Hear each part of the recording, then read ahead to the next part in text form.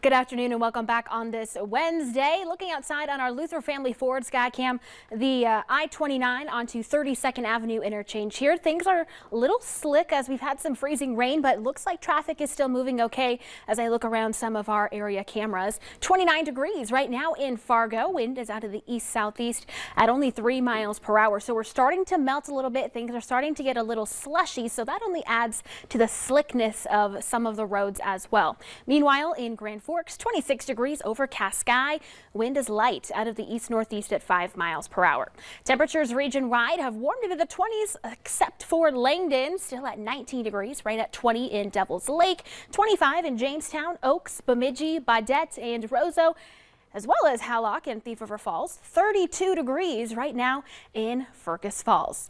Satellite and radar continuing to show a good deal of cloud cover through the region and a couple of areas of some wintry mix. So turning off the cloud cover again so it's easier to see some of these colors.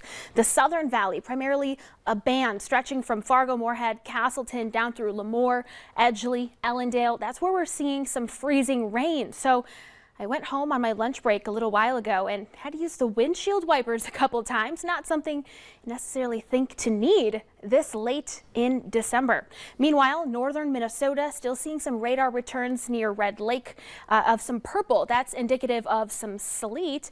Meanwhile, some areas in lighter blue exiting our viewing area, perhaps seeing a few flurries. Earlier this morning, there was a winter weather advisory for some freezing rain out by Minot. That little system has lifted north now into Canada. For the rest of our afternoon in Fargo, we'll stay right around 30 degrees with continued cloudiness and variable winds switching more northwesterly tonight. That's going to lead to some temperature changes for tomorrow.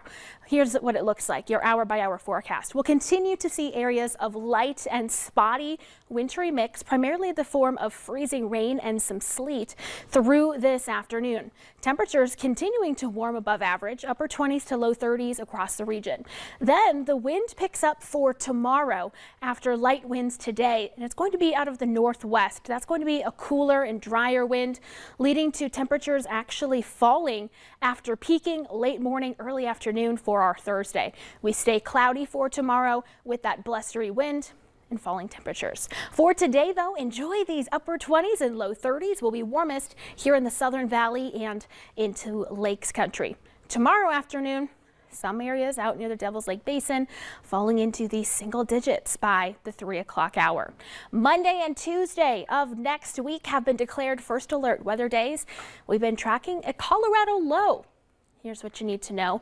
Monday of next week, that will be January 2nd, a Colorado low looking to move in and potentially bring some heavy snow and wind to the region, exiting by Tuesday, but still dealing with some wind. So we'll keep a close eye on that here over the next coming days. So falling temperatures tomorrow. Enjoy these mild conditions for today. In fact, it's been so mild, I shoveled out my garage because of how much slush had fallen off my car and off of my tires. So maybe a good day to do that. The weekend to celebrate 2023 looking nice and dry before that Colorado low sets up next week. Definitely, it's going from 2022 Saturday to a 2023 Sunday. I think it's very fitting. And exactly. It's looking very good. Yeah, it is. Summer, thank you so much.